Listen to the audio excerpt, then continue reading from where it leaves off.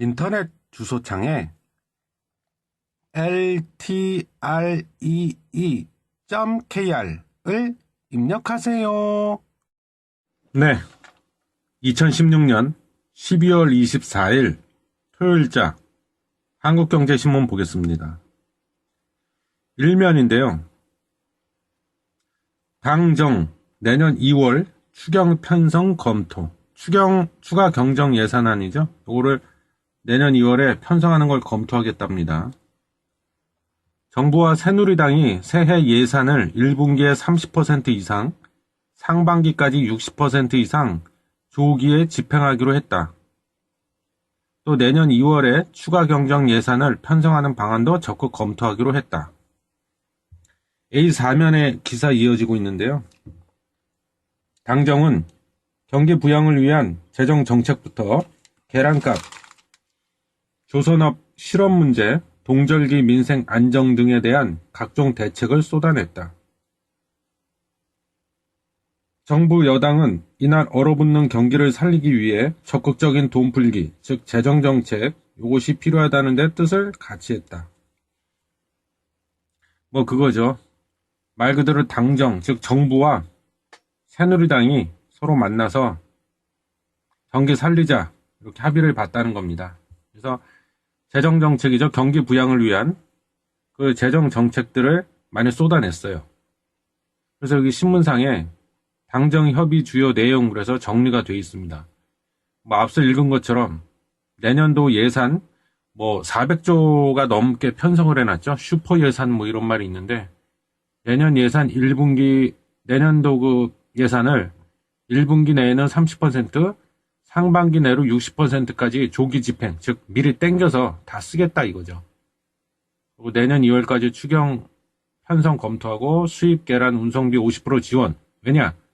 조류독감 때문에 지금 난리도 아니잖아요. 신선 난등 할당관세 적용. 그리고 기초생활수급자 대상을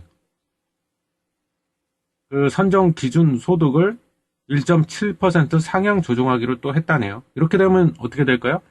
기초생활수급자 대상이 더 많아지겠죠. 이제 늘어나겠네. 이런 거예요. 그래서 이런 내용들을 이제 쏟아냈는데 이게 뭘 의미하는 걸까요? 의미하는 바가 뭘까요?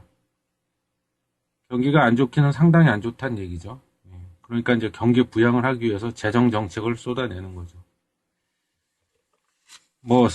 우울한 소식이네요.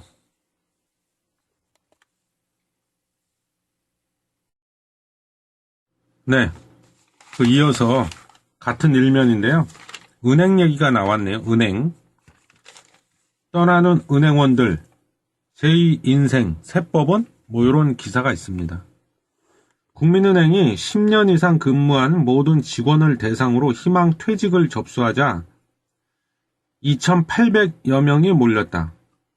2만 명 수준인 전체 직원의 14%에 달하는 인원이다.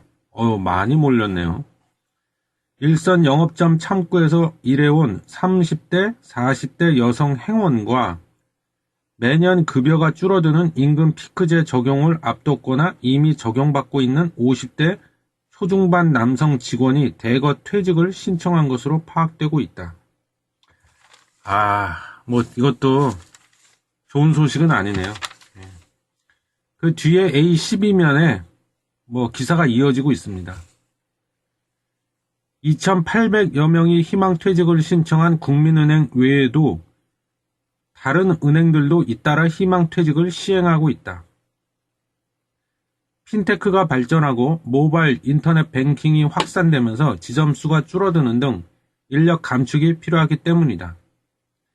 가계 대출 증가 등으로 올해 실적이 괜찮아 대규모 희망퇴직금을 감당할 여력이 생긴 것도 영향을 미치고 있다. 그렇죠. 지금 그 은행들의 영업 환경이 점점 나빠지고 있다고 봐야겠죠. 그러다 보니 지점도 많이 없애고 있죠. 이놈의 은행 업무 좀 보려고 그러면은 지점을 못 찾겠어. 그죠?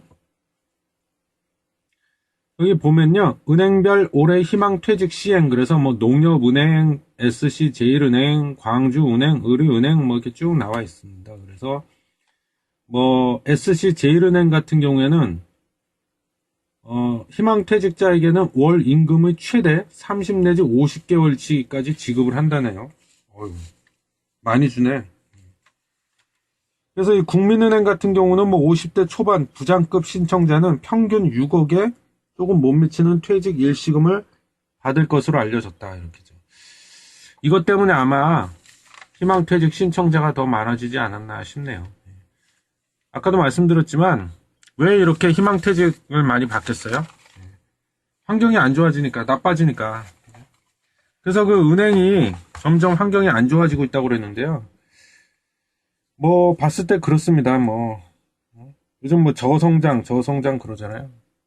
디플레이션이다. 이런 얘기도 있고. 물론 내년도에 가면은 이제 미국 그 트럼프 때문에 그런 것도 있지만 디플레이션 시대가 이제 거의 끝나가고 점차 끝나고 인플레이션 시대로 전환을 할 것이다. 그런 얘기가 많이 있는데 제가 봐도 내년도에는 물가가 좀 오르긴 오를 겁니다. 아마 미국뿐만이 아니죠. 우리나라도 마찬가지죠. 근데 이게 은행이 그렇다고 그게 디플레이션 현상이 제가 봤을 때는 갑자기 확 하루아침에 없어지진 또 않을 겁니다. 뭐가 됐건 시간이 필요하죠. 참고로 디플레이션, 인플레이션 그렇게 많이 얘기하지 않습니까? 근데 인플레이션 하면 보통 많은 분들이 이렇게 알고 있습니다. 아, 물가가 올라가는 걸 말하는구나. 물론 맞습니다. 맞는데 정확히 말하자면 디플레이션과 인플레이션은 물가가 기준이 아니고요. 화폐 공급량이 기준이다 이렇게 보시면 됩니다. 그래서 디플레이션은 뭡니까? 물가가 오르지 않는 거잖아요. 즉 다시 말하면 어떻게 돼요? 화폐 공급량이 줄어들어서 발단은 그거죠. 화폐 공급량이 줄어들어서 그렇게 되면 어떻게 돼요? 화폐 공급량이 줄면 공급이 주니까 화폐의 가치는 오르겠죠. 화폐의 가치가 오르니까 반대로 물가, 즉 물건의 가격, 물건의 가치는 떨어지는 겁니다. 그게 디플레이션이고 화폐의 공급량이 줄어든다, 즉 축소된다. 그게 발단이 돼서 거기에 뭐랄까 파급 효과라고 할까요? 부작용 이런 것으로 발생하는 게 물가가 하락하는 걸 말하는 겁니다. 그래서 그게 본질은 아니라는 거죠. 마찬가지로 인플레이션은 반대죠. 화폐의 공급량이 늘어나는 겁니다. 국가에서 앞서 기사에도 나왔지만 적자 재정 정책을 적극적으로 펼친다든가 그래서 돈을 막 푸는 거죠. 그렇게 되면 어떻게 됩니까?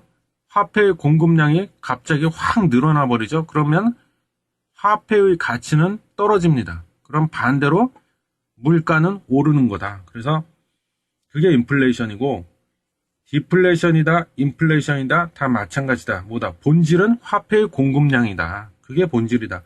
물가는 본질이 아니다. 하나의 현상일 뿐이다. 그렇게 이해하시면 되고요. 그렇습니다. 그래서 은행이 아까 기사에도 잠깐 언급이 됐지만 모바일 뱅킹이니 인터넷 뱅킹이니 그래서 특히 아까 그 기사에서도 그랬잖아요. 희망퇴직 국민은행 같은 경우에 2,800여 명이 이제 직원이 신청을 했다고 그러는데 그 중에 많은 부분을 차지하는 분이 일선 영업 창구 우리가 은행에 가면 창구에 앉아 계신 분들 있잖아요. 거의 대부분이 여직원 분들이시잖아요. 그분들의 다수가 신청했다고 아까 기사에도 있었던 것 같은데 그럴 수밖에 없죠. 인터넷 뱅킹이다, 모바일 뱅킹이다 다 뭡니까? 대면 접촉을 안 하잖아요, 이제. 우리가 사람들한테 돈을 송금하거나 이럴 때도 카카오페이 이런 것도 있고, 카카오페이 맞나? 제가 실제 써보지는 않아서 지금 갑자기 이름이 또 기억이 안 나네. 헷갈리네. 카카오에서도 그런 서비스 하고 있잖아요. 카카오 뿐인가요? 기존의 하나은행에서도 그 이름이 뭐야? 어플 하나 만들어가지고, 그 어플 다운받아가지고, 그 어플상에서 그냥 간편하게 돈을 송금하게끔 그런 서비스도 다 제공하고 있지 않습니까? 더구나 인터넷 뱅킹은 말할 것도 없고. 그래서 인터넷 뱅킹이 이미 이번 달에 K뱅크인가? 아마 이름이 그렇죠? 그래서 예비 인가가 났잖아요.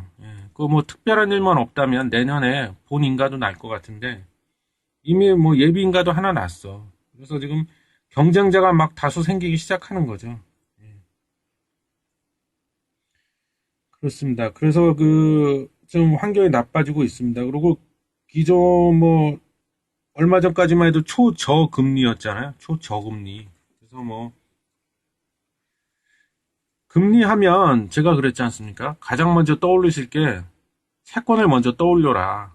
지난 방송들에서 그런 얘기 많이 했던 것 같은데 이어서 또 추가하겠습니다. 그 여신 전문 업체를 떠올리셔야 돼요. 여신. 여신이라는 말이 뭡니까? 수신의 반대말에 여신은 돈을 빌려준다 그냥 쉽게 그렇게 생각하셔도 됩니다. 즉 대출을 의미한다. 그래서 여신 전문 업체라는 거는 그 돈을 빌려주는 업무를 전문으로 하는 업체. 그게 어디야? 가장 대표적인 게 은행이죠. 은행. 그 다음에 또 카드회사. 그죠? 보험사도 마찬가지죠. 보험사가 그게 주된 업무라고까지 말할 수는 없지만 보험사도 대출 업무를 하지 않습니까? 보험사 이런 거. 그래서 가장 대표적인 여신 전문 업체가 캐피탈사도 있겠네요. 캐피탈사도 여신 전문 업체다. 그래서 가장 대표적인 여신 전문 업체가 은행이지 않습니까? 그래서 금리에 굉장히 민감하다 이렇게 보시면 돼요. 은행은 주 업무가 대출이고 대출을 하면 뭘 받아요 은행이? 대출 이자를 받지 않습니까? 그 이자율의 즉 금리를 얘기하는 건데 그래서 금리를 팔아서 장사하는 그런 즉 이자를 팔아서 장사하는 업체가 은행이다. 그렇기 때문에 그 기준금리가 계속 떨어지면 은행으로선 좋은 게 아니다. 왜? 자기네도 대출금리를 내려야 되니까. 그거는 뭐야? 제조업으로 비유하자면 제품 판매 가격을 인하하는 것과 똑같기 때문에 은행으로선 좋을 게 없습니다. 근데 지금까지 오직하면 뭐 일본은 마이너스 금리까지 가버렸죠. 물론 그거는 뭐 시중 상업은행은 아니지만 상업은행에 적용하는 건 아니지만 마이너스 금리를 하여튼 알게 모르게 영향이 있죠. 그래서 지금까지 금리가 초저금리 이런 말이 나올 정도로 계속 하락을 해왔지 않습니까? 근데 뭐 이제는 그게 끝났다. 그죠? 내년부터는 아마 금리가 상승세로 돌아설 것이다. 그래서 다행스러운 거는 은행의 업무 환경이 나빠지고는 있지만 그나마 좀 위안으로 삼을 수 있는 게 있다면 내년부터는 뭐 지켜봐야 하겠지만 일단은 금리가 상승 기조로 돌아서긴 설 것이다. 미국 때문에. 그렇기 때문에 그나마 그 금리는 좀 위안으로 삼을 수 있겠죠, 은행이. 그렇습니다. 그래서 그 은행이 그럼 앞으로 어떻게 은행도 뭔가 대책 전략을 세워야 되지 않겠습니까? 그 중에 하나가 저 인원 감축이겠죠. 그래서 희망퇴직을 받은 거고 신청을 받은 거고 그래서 제가 보기엔 지금도 이미 그런 현상이 벌어지고 있는데요. 그럼 앞으로 은행의 미래가 어떻게 될 것인가? 살아남아야겠죠, 은행도. 살아남아야 되잖아. 그럼 살아남기 위한 뭔가 몸부림을 치겠지. 그 몸부림이 뭘까? 지점수를 많이 줄일 겁니다, 이제. 점점 지점수를 줄여나가기, 이미 그렇게 하고 있어, 지금. 그래서 지점을 통폐합을 많이 하고 있죠. 저 사는 동네만 해도요, 은행이 많이 통폐합되고 있어. 가면 그 막 커다란 거 플랜카드 같은 거에다가 뭐 써놨습니다. 뭐, 어느 지점이 뭐 어느 지점과 통폐합되었으니 그쪽을 앞으로 이용해라. 통합되었다. 뭐 그동안 성원에 감사드립니다. 이런 그런 참 정말 전혀 진심이 안 느껴지는 영혼 없는 그런 멘트를 적어놨더라고요. 그동안의 성원에 너무 감사드립니다. 내가 언제 성원했지 은행을? 난 성원한 적이 없는데 하여튼 그래서 지점수를 많이 줄이고요. 그 다음에 이제 두 번째가 뭡니까? 대량 해고. 그래서 지금 많이 인원 감축에 들어갔죠 이미.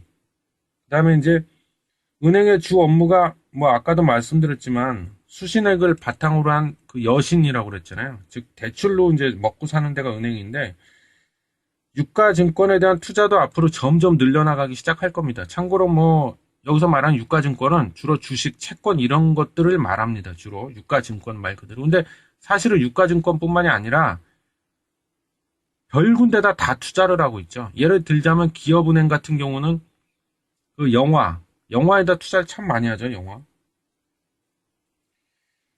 그래서 이제 유가증권에 대한 투자를 늘릴 텐데, 그러려면 이 유가증권에 대해서도 뭘 알아야 될 거 아닙니까? 그래서 운용을 해야 되는데, 그 운용하는 전문 인력을 증권사나 이런 데서 아마 많이 빼갈 것이다. 그리고 예금이라든가 적금에 대한 비율을 대폭 낮추고, 금융복합 상품 판매에 집중할 것이다. 어디를 통해서? 은행, 증권, 보험, 복합점포 같은 데를 통해서. 이렇게 되면 금융지주회사만 신났습니다. 금융지주사들은 신났죠. 그렇습니다. 그래서 뭐 그냥 짧게만 말씀드려봤는데, 그리고 지금 또 하나 좀 재밌는 현상이 하나 벌어지고 있는데 뭐냐, 그게 은행이 기존에는 주로 1층에 많이 있었어요, 은행들이. 그건 이제 접근성 때문에 그러죠. 지나가다가도 그냥 쉽게 쉽게 들어오게 하려고 고객들을. 근데 이게 지금 거의 2층으로 많이 올라가고 있습니다. 은행들이 2층. 인터넷 뱅킹이랑 강력한 경쟁자가 나오고 나서부터 이런 현상이 제가 봤을 땐 심화된 것 같아요. 2층으로 막 기어 올라가. 1층에 있다가 2층으로. 근데 제가 이러다가 이제 점점 기어 올라가기 시작해갖고 나중에 옥상으로 올라가는 거 아닌지 모르겠네. 하여튼 뭐 그렇습니다. 그래서 뭐 은행이 그렇고요. 그리고 또 한 가지 좀 이 기사에서 제가 느껴지는 거는 뭐냐면요. 이런 식으로 이제 각 은행들이 아까 그랬잖아요. 살아남기 위한 몸부림을 칠 것이다. 그 중에 하나가 대량 해고가 이제 벌어질 것이다 그랬는데, 대량 해고를 하면 은행 입장에서는 판관비는 많이 줄어들겠죠. 판관비. 즉 판매비 및 관리비. 그 중에 가장 다수를 차지하는, 많은 부분을 차지하는 게 인건비죠. 직원들 월급 줘야 되니까 인건비. 그런 게 이제 부담이 많이 없어질 겁니다. 그래서 지점도 많이 없애는 추세라고 하지 않았습니까, 제가? 그러면은 판관비 자체는 많이 줄어들기 시작할 겁니다. 그러면 은행으로선 그 판관비가 줄어드는 것만 놓고 봤을 때는, 그것만 딱 놓고 봤을 때는 좋은 일이죠. 예. 어떻게 보면 제조업으로 비유하자면 원가가 줄어드니까.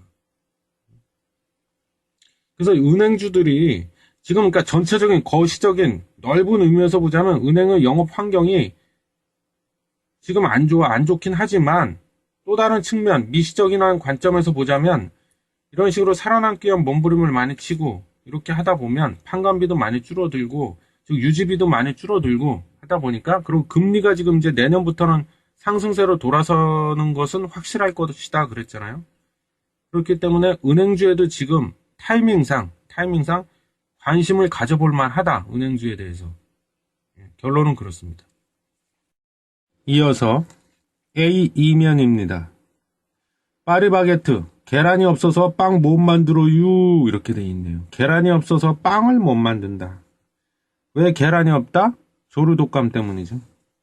국내 1위 베이커리 업체인 파리바게트가 카스테라 등 일부 제품의 생산을 중단했다. 고병원성 조류 인플루엔자 여파로 달걀 공급량이 줄었기 때문이다. 1위 업체가 제품 생산에 차질을 빚으면서 베이커리 업체 전체에 영향을 미칠 것이란 우려가 나오고 있다. 큰일입니다. 파리바게트를 운영하는 SPC는 23일부터 카스테라, 롤케이크, 파운드케이크 등 달걀이 많이 들어가는 19개 품목의 생산을 중단했다고 밝혔다. CJ 푸드비를 운영하는 베이커리 전문점 뚜레쥬르는 당장 생산을 중단할 계획은 없지만, 여기는 아직 중단은 안 됐나봐요. 사태를 지켜보면서 결정하겠다고 했다. 이게 참 달걀 수급에 차질이 생겼죠. 2천만 마리를 다 살처분하는 바람에.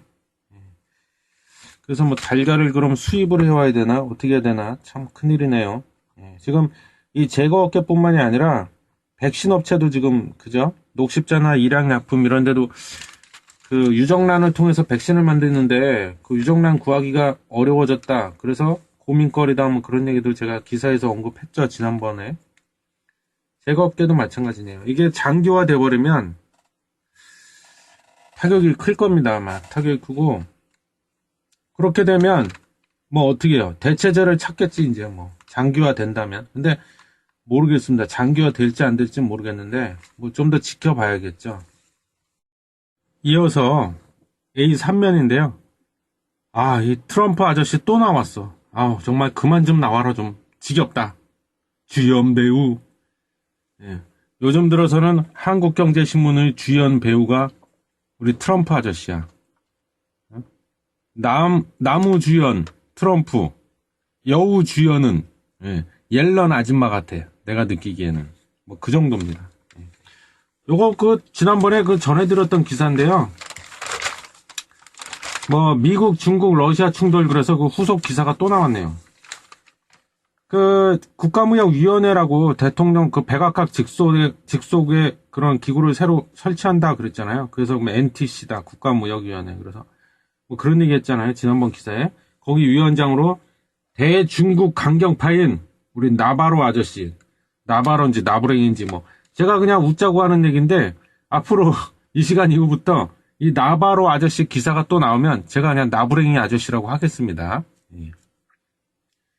NTC, 즉 국가무역위원회 신설에 따라 기존 무역, 이건 원래 있던 건데, 기존 무역에, 그 기존 미국 무역대표부, USTR, 요거는 현행 무역 협정의 효과를 재검토하고 상무부가 있잖아요. 상무부는 산업 기반을 보호할 보복관세, 무섭다. 보복관세 등 구제 조치를 결정하고 노동부가 또 있지 않습니까? 노동부는 기존의 무역 정책으로 일자리를 잃어버린 근로자의 재교육을 맡게 될 전망이다.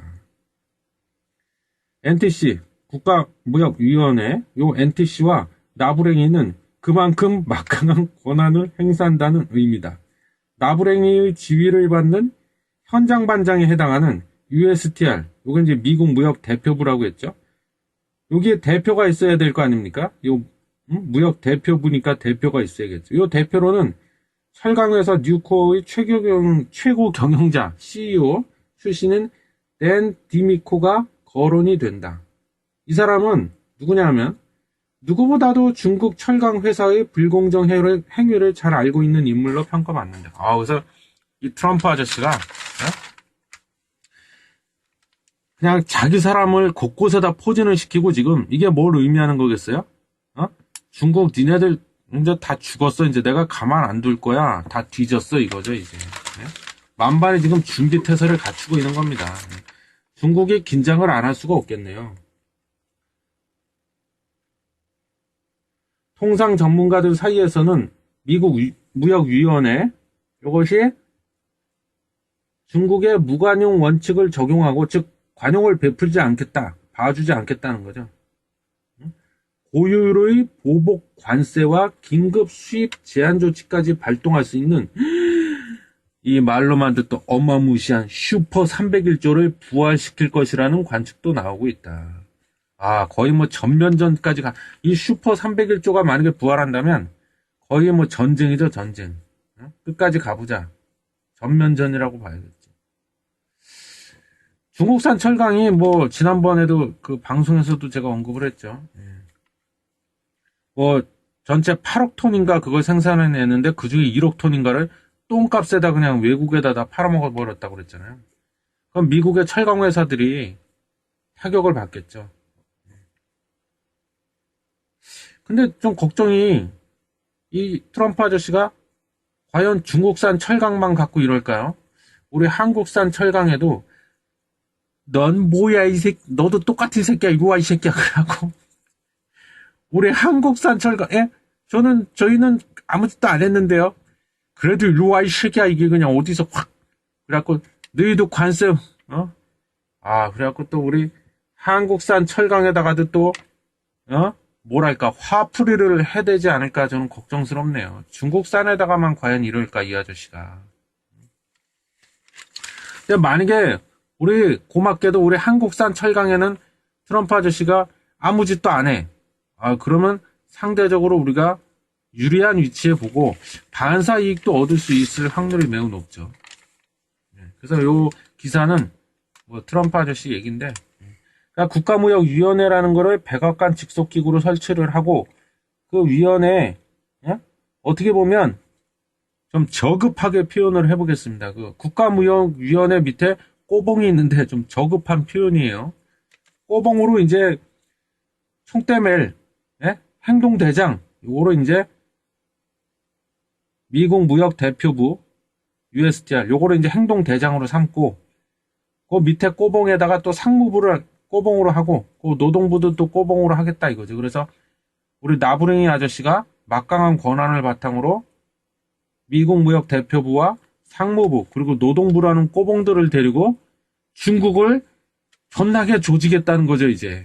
한마디로 딱 핵심은 그겁니다. 그러면 중국으로서는 또 가만히 있겠습니까? 예. 당하고만 있을 중국이 아니지. 그래서 중국에서도 아마 지금 요런 낌새를 다 알고 있기 때문에 뭔가 대책을 세울 거다 이거죠. 그래서 그 밑에 관련 기사가 났습니다. 통상 전쟁이야 전쟁. 각오하는 중국. 근데 그 전에 여기 그래프 보니까요. 미국의 대중국 무역 적자 그래갖고 2015년도 작년에 무역 적자가 3,657억 달러 무역 적자를 본 거야. 그러니까 트럼프 아저씨가 열받을 만도 하네요. 예, 열받을 만도 해. 근데 원래 미국은 지난번에도 제가 말했지만 무역 적자가 당연한 건데 미국이 원래 소비해주는 게 의무기 때문에 기축통화국이라고 했지 않습니까? 이 아저씨는 왜 이렇게 열을 받는 거야? 쓸데없이. 그 밑에 관련 기사 읽어보겠습니다. 중국은 먼저 움직이지는 않겠지만 미국에 맞설 몇 가지 무기를 준비하고 있다. 중국 언론들은 중국이 미국에 맞설 수 있는 효과적인 대응 카드로 내가 어째 이 얘기 나올 것 같더라. 뻑하면 미국 국채 갖다 내다 팔겠다고 협박질이야 이것들은. 다시 읽어보겠습니다. 중국 언론들은 중국이 미국에 맞설 수 있는 효과적인 대응 카드로 보유 중인 미국 국채 매각. 근데 만약에요 정말 이게 중국 입장에서 이렇게 큰 소리 뻥뻥 치고 너희 여차하면 나 열받으면 내가 갖고 있는 니네 나라 국채 내가 다 그냥 던져버린다, 다 팔아버린다, 투매해버린다, 뭐 이렇게 할 수 있는데 이게 제가 봤을 때는요 현실적으로 이게 또 막상 하려고 하면 쉬운 일이 아니야. 왜냐하면 중국의 외환 보유액이 지금 점점 줄어들고 있습니다.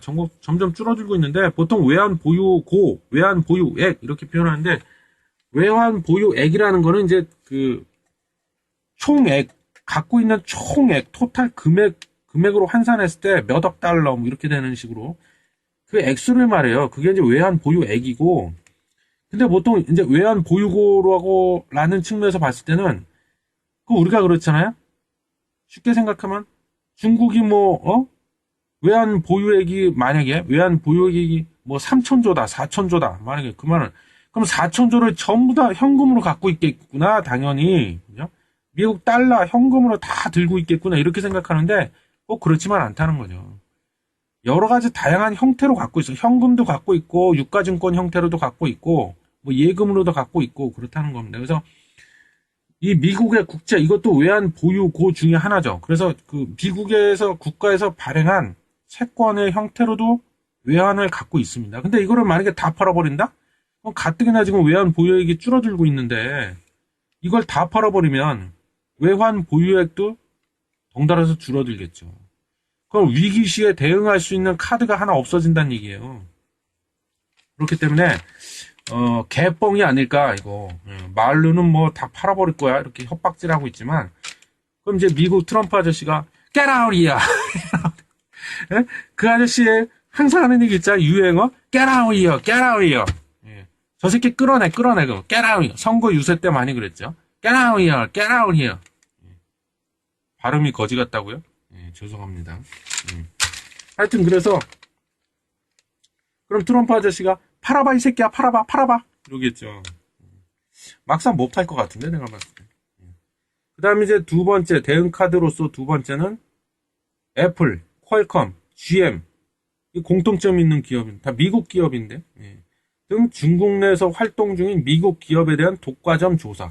이래갖고 또 이제 과징금 폭탄을 때려 어마무시한 금액으로 때려버린다 이건데 아니면 또 엄한 애들을 또 때려잡으려고 그래. 그죠? 그럼 애플하고 퀄컴, GM은 저희는 잘못한 게 없는데요. 그랬지. 그래도 기분 나빠. 이리 와, 이 새끼들아. 이렇게 되는.